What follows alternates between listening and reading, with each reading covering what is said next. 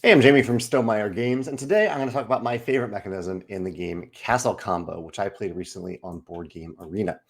Castle Combo looks like this. It is a game where you are, on your turn, acquiring a card, placing it in your 3x3 grid until you have 9 cards in your 3x3 grid, and then the game is over. So it's a really snappy game, but really satisfying. I really like the combos, as the game suggests, that you can build throughout this game.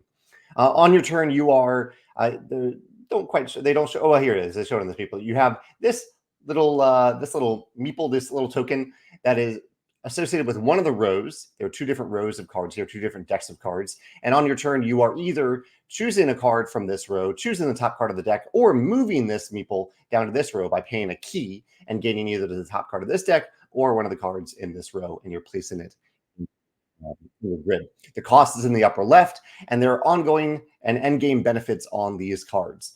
Or oftentimes there are when place benefits, and although some of them are ongoing. In fact, one of my favorite mechanisms is the ongoing benefit of discounts in the game. There are a number of cards, that many of the cards in the game, the whole combo system in the game is built around different card attributes and tags. Sometimes it's a discount. So like this one, I think it's in French, but I think it's saying that you are, well, actually, no, I don't want to assume I understand the French. I understand this one. This icon is saying that for every card with this banner type, this gray banner that you can see here, you get a $1 discount on it from now on. So that is an ongoing discount. There are a lot of cards that have that, where they look at either the gray banners, the brown banners, or they look at the shields in the upper right. So different types of tags on the cards.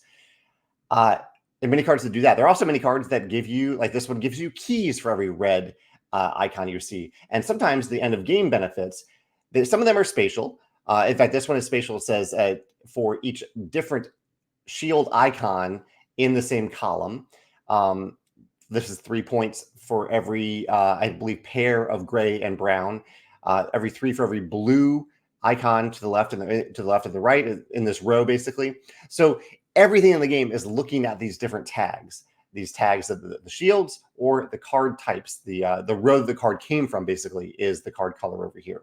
And I think these multiple layers of tags add a ton of different combos, a ton of different ongoing, when played, and end game combos. I was almost surprised by only having a few different tags, because there's only 2 different types of cards, the gray and the brown, and maybe 4 different colors of shields. The sheer number of combos that you can create from these few specific tags. I also wanted to mention one other quick mechanism in the game that I think is really clever. It's a very subtle thing. Almost didn't want to mention it because it is so subtle, but I think it is worth mentioning, is that on your turn, there might be times where you can't or don't want to buy a card. This isn't a great thing because you only get 9 cards over the course of the game. You almost always want a card because it is going to score you endgame points if you get it. However, sometimes you just can't afford it. And a great UI that the game has added is, rather than having you remember what you can gain when you can't gain a card, instead the game says, oh, okay, you can just gain the top card of the deck, and the back of the card shows you what you get. The backs of these cards are always the same. They give you $6 and they give you 2 keys. And so what you do then, in this case, like say I can't afford to move the person, I can't afford any of these cards, I can take the top card of the deck and I put it face down in my grid. So it is essentially a dead card after that. But as I play it, I get $6 and 2 coins, 2 resources that I really, really need at that time. So I think that's a really clever system for showing players what they can gain when they aren't able to or don't want to gain one of the cards in play. Use the back of the card for that.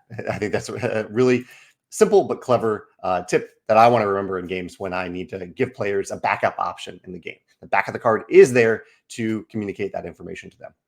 So yeah, those are my 2 favorite mechanisms and UI decisions, user interface decisions in Castle Combo. I'd love to hear your thoughts if you played this game, or if you can think of any other games that use tags, card tags really well, card attributes, or where the back of the card is used particularly well. Thanks.